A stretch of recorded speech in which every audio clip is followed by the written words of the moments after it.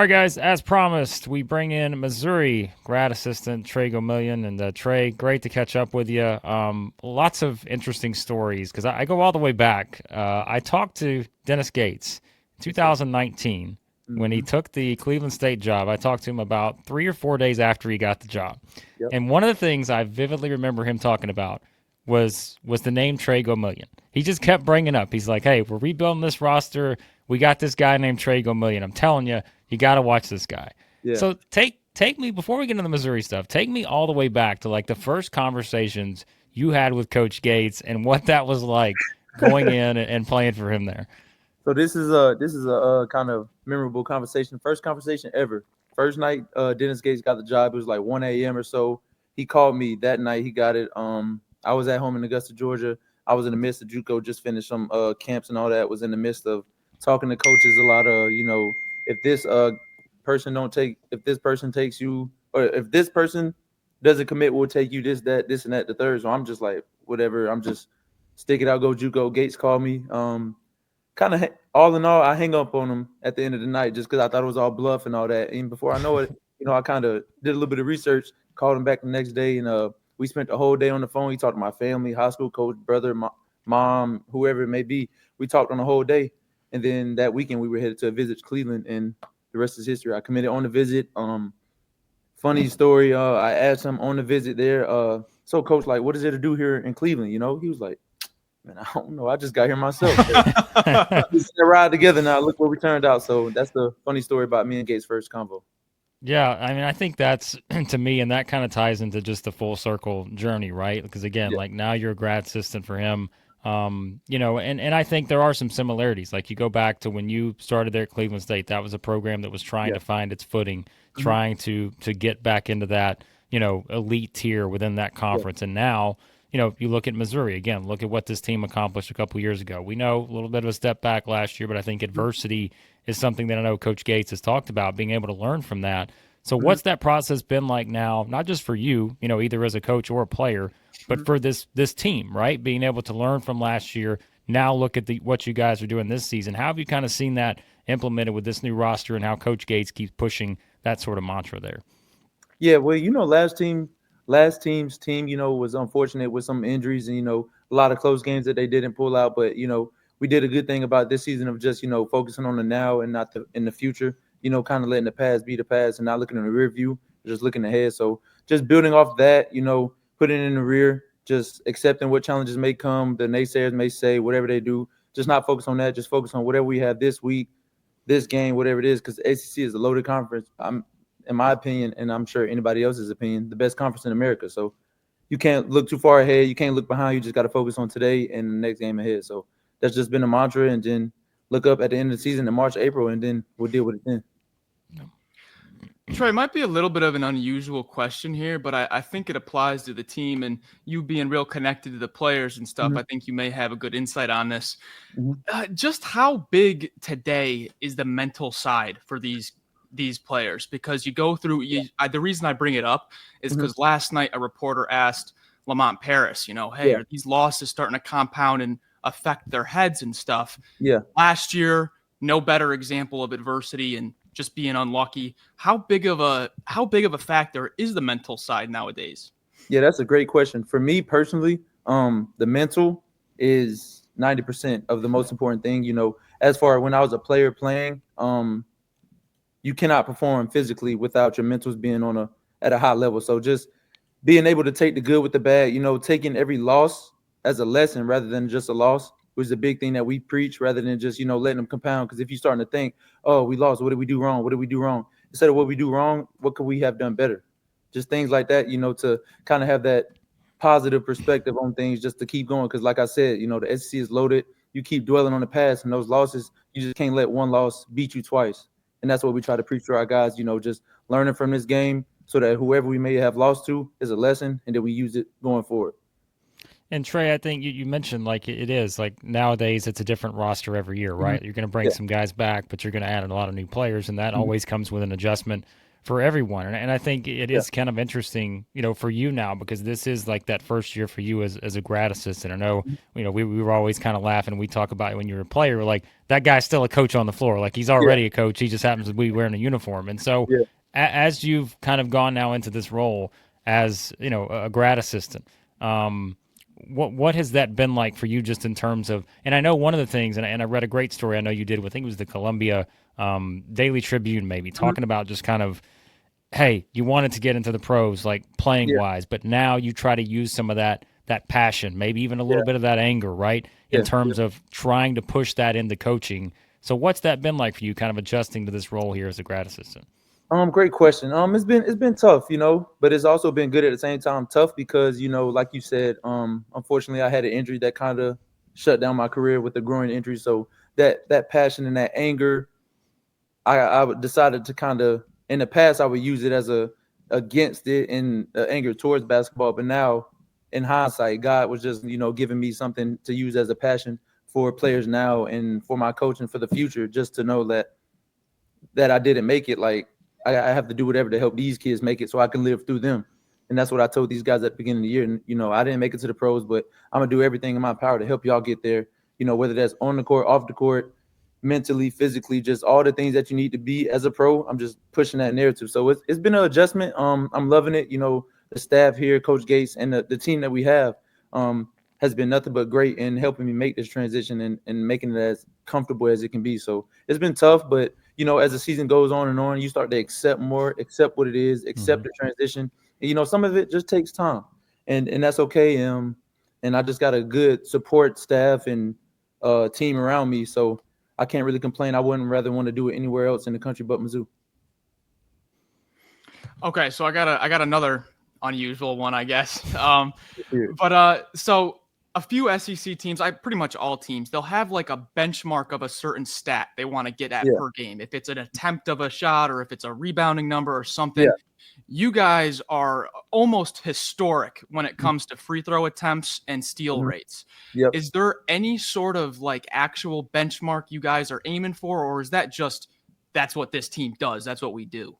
Yeah, that's just our identity. I don't think, we give away like any type of, we don't really try to stat it as much. I think that's just our identity. We want to turn you over. We want to earn possessions. We want to take your possessions, and then we want to score while the clock ain't moving. So I think that's just what it is at the end of the day. And then it's become our identity. And the biggest thing we do is accept it. And our team has done a great job of accepting it. So, our biggest offense is our defense is what we try to preach. So it's just going at that. I mean, the offense at this level, let's be honest, at this level, everybody can play offense. Most of the things we could do, everybody can score this and that. So what can we do to earn more possessions, get more touches for players, and, at the end of the day, get more wins? Trey, obviously, with a roster like this where there's just so many guys who can contribute on a nightly basis, and obviously that's one of the strengths of this team. Yeah. As you guys know, we could sit here and talk about every player, but there are a couple in particular that I'm just, Caleb Grill, we talked about him earlier, right, in terms of, hey, how much different last year, and everybody will keep bringing that up and all this, but my goodness, if you plug in someone like that, you know what a difference he can make offensively. No further than the game against Florida, right? I mean, just an unbelievable performance. You guys go in there and get a top 5 win on the road.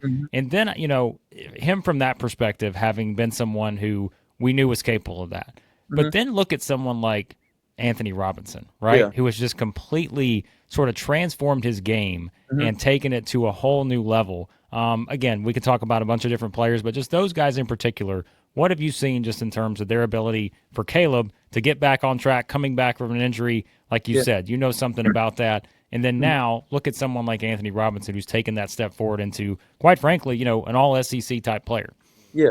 Well, Caleb has dealt with a bunch of adversity, like you said, with his injury, and just him coming back, he's just a guy. I mean, we all know he can shoot the lights out of the ball, but that credits our team and our boss man, Josh Gray, with getting him the touches, finding him in the open possession. So in a perfect possession. So, I mean, just he's the guy who makes the right play, and that's all that really matters. We know Caleb's gonna make the right play, and whoever gets rewarded at the end of it gets rewarded. But it's been finding him at the end of the day. So just him battling that adversity, him with that experience, just knowing making the right play is what the pros are looking for. Not trying to make a play, make the right play is what the pros are looking for. And that's the same thing with Ant. He's maturing last year he was a freshman and he dealt with some traumatic experiences with his grandmother passing. Mm-hmm. So just him growing mentally, like we talked about, Max, just mentally, is one big step for him that I think he's took. Accepting that defense should be more of his identity because he is going to turn guys over. We know what he's going to do offensively. He's going to create. He's going to make plays. But defensively, what can you do to separate yourself on a professional level to get you minutes on the court? We just don't want you to go to the pros, but we want you to play. We want you to get minutes. We want you to get more contracts. So those two guys just accepting our culture and identity, and they're just reaping the fruits of the labor that they've planted.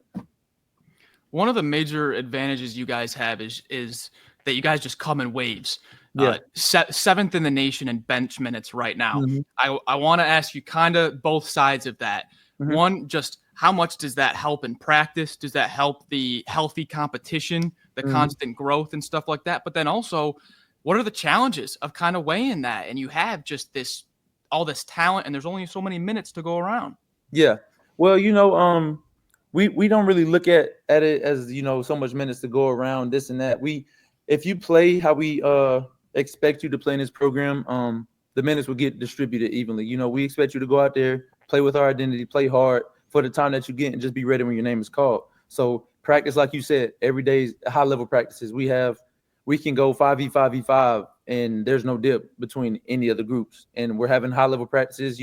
We have professional GAs that play professional, and we don't have to use them, including myself, Garrett Covington, Tyreek Silver. We don't have to use this all the time because we're so in depth. We're so loaded with guys. So in practice, it's healthy competition. We're always iron sharpens iron. But, in the game, it's going to be whoever's night it is.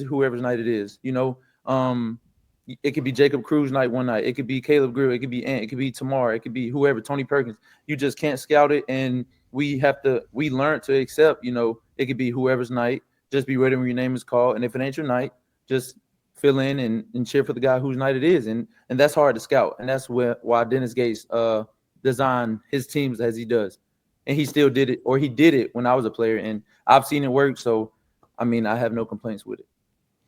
Trey, I can tell you one thing. Missouri fans are never going to get tired of talking about beating Kansas. And I know it win happened a month and a half ago, but I know they still don't mind talking about it. But it does kind of tie into this theme, right? You beat Kansas, the number one team in the country at the time, on December 8th. You go get a top 5 road win at Florida. It does seem like when we get into these kind of games, you guys have been in this season, even the Illinois game, right? That's a good team, lose by 3 in a neutral court. Yeah.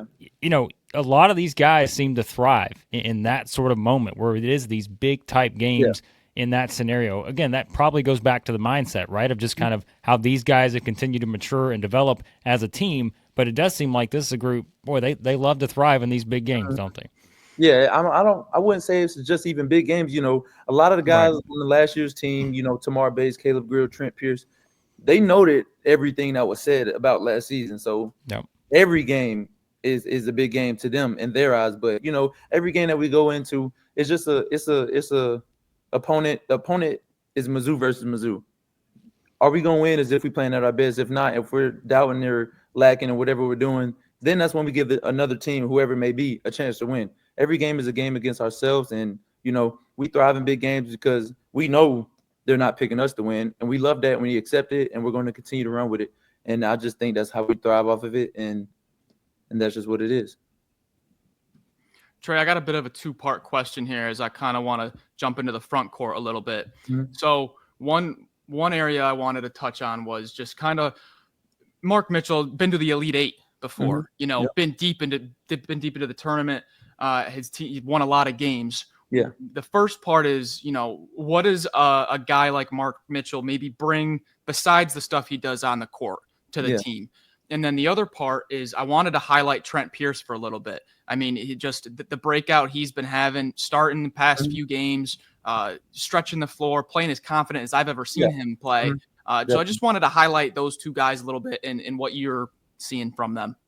Mark Mitchell and Trent Pierce is one of the most laid back, humblest guys that you can be around. Mark Mitchell, as you said, played at the Elite 8, played at Duke University, McDonald's All-American, but is still in the gym every day as if, nothing has happened. So I think just him being one of the best rim presences in the country, driving to the basket and making that play. He just can finish either hand. I think he's just so unpredictable almost with how he may attack you. And it is something that you have to scout.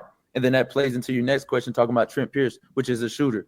So it's like you kind of pick your poison. Do you want Mark Mitchell laying up, dunking on you all day, or do you want Trent Pierce getting respaced threes all day? And Trent Pierce, he's came out of his shell a lot last year, his freshman year. He's kind of a quiet dude, but working with our team psychiatrist Joseph Carr during the preseason, we opened up and we talked about personal stories, and he came out of his shell. He's been more comfortable, as you said, this season. So it's a testament to all their work that they put in.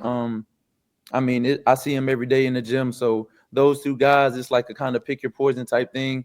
And like you said, man, it's hard to scout us because we have so many threats, and you pick what you want and you pick how you want to, in our words, almost lose the game. So you pick your poison. Pick your poison. Yep, that's it. Trey, we'll get you out of here on this. You guys are preparing, as we said, for Ole Miss on Saturday. Another top 25 showdown against another good SEC team. What do you know? That's the strength of the league this year. But I'm going to ask you this question because I think it kind of comes full circle here. Mm-hmm. The biggest or most impactful lesson you've learned from Coach Gates since you met him, we talked about that at the beginning. Yeah. What's the biggest thing that's had the biggest impact on you, either on or off the court? That's a great question. The biggest thing I think I've learned from Coach Gates is just the discipline. We have a core value set of flat duet, friendship, love, accountability, trust, discipline, unselfishness, enthusiasm, and toughness. And I think those 8 core values is something, as you said, is on and off the court. And I think they're just tied into my life, just the little things, getting up. I mean, it might be little, but making sure to the T, bed is made, this and that. So you're already coming out of the house with a win and you're already in a good mood. I just think those are the things that stick with you, having the accountability, whether it's for yourself or your teammates, so that, there's no slippage in communication for what you should be or should not be doing. I think those things and all those core values are things that kind of stick with me, not just now, but for the rest of my life, and are going to be things that I pass down to my players. It may not all be the same exact because I don't want to word for word copy whatever Coach Gates, but the thought and the whatever it may be is the goal, and the core value is just to stick with players on and off the court, not just for the time, the 1 to 4 years you have now, but just for a lifetime as grown men and fathers and husbands and dads one day. So I think just those core values of